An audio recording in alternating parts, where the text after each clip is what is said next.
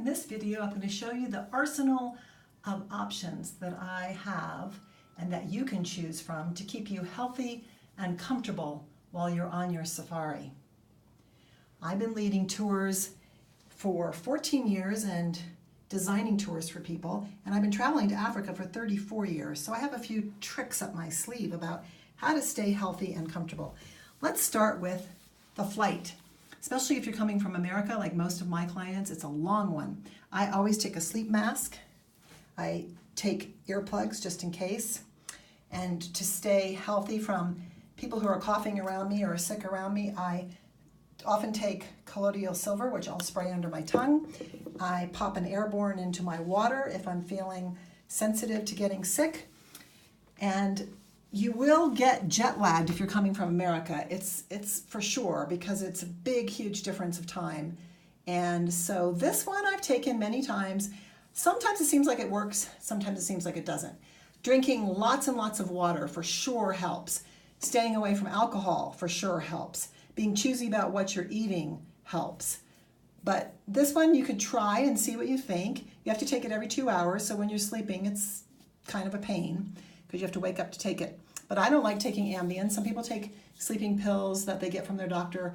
I'm kind of an alternative, natural person.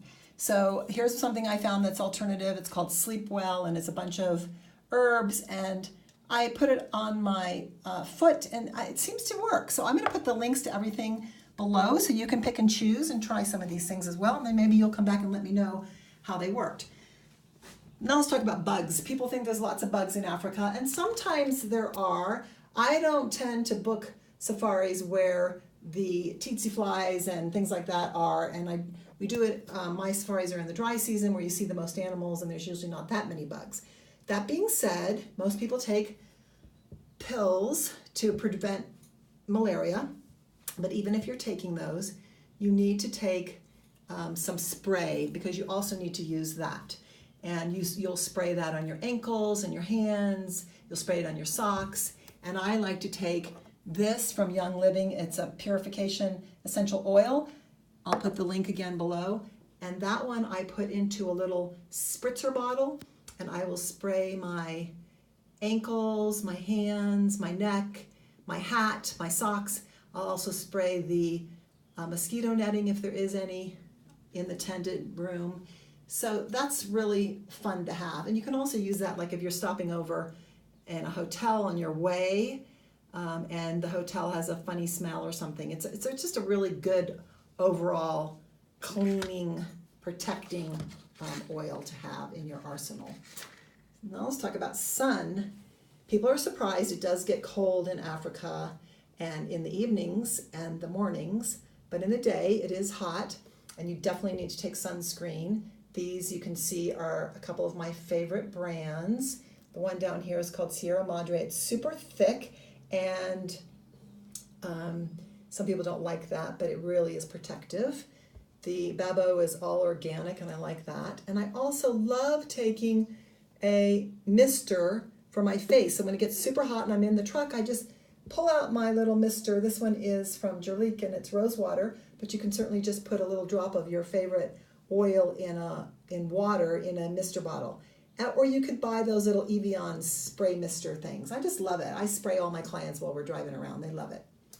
This one is just, as another option. You could also have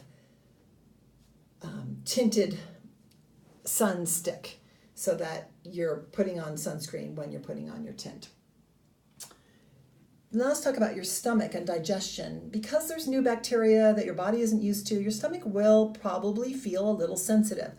But hopefully you won't get Traveler's Montezuma's revenge. That's what we're trying to prevent against. But if you get a little sensitive or you're worried about getting sensitive, definitely bring some good quality, these are very high quality probiotics that you can double up on. You could take them twice a day, and that will just help keep the good bacteria fighting off any weird bacteria that you might encounter.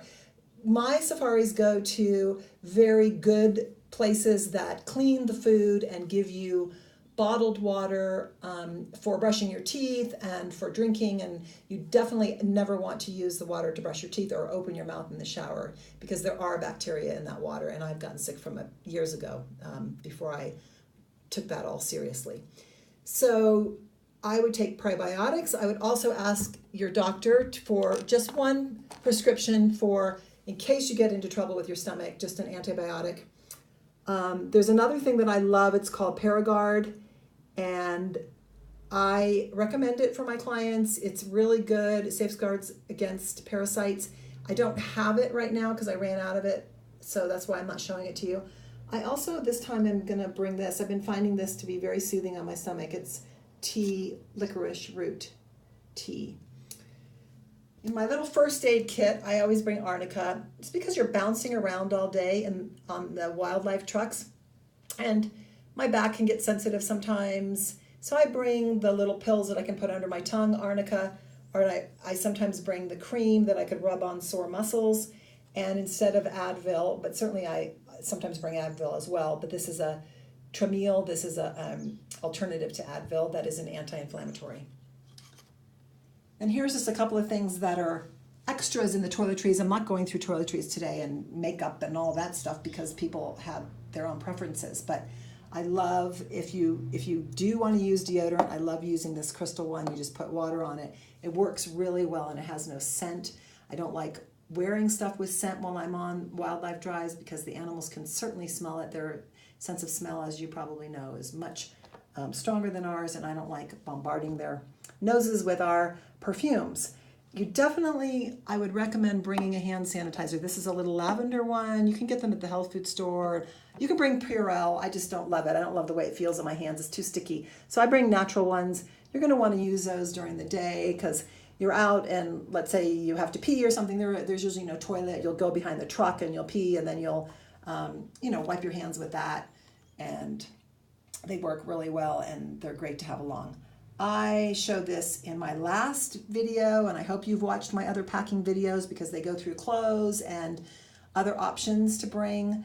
This one is for my lips. Your lips may get, like mine do, very dry from the wind because I stick my head out the wildlife truck and I let the wind and the Africa air get on me and my lips get super red and dry. So I bring this. It's the best one I found as a lip balm, and I'll put the links to everything below.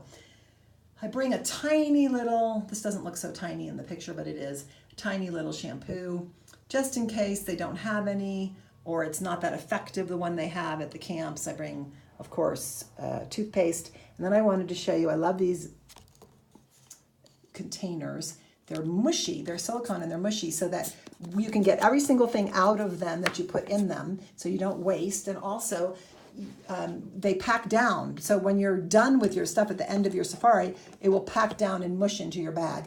And one more thing, most of this stuff is not on any other person's safari packing list. So I hope you're finding it helpful. I bring this, it is my belt to my bathrobe, and I bring it for doing stretches. You can certainly bring a band, a stretch band, but I lost mine and I didn't want to buy a new one, so I thought this would be a good alternative.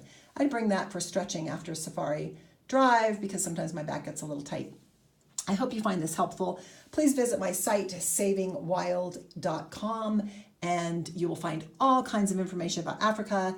My new itineraries for 2019 are up there. If you want to join me on a safari, I'd love it. And please give this a thumbs up if you found it helpful. I'd love to know you're out there. I'd also like in the comments where you're going on safari. I would love to know. And if you want any other particular videos on particular subjects about going on safari, I'd be happy to help you. And I'd be happy to make one. So just leave that in the comments below. Give me a thumbs up. Visit savingwild.com. And I look forward to hearing from you.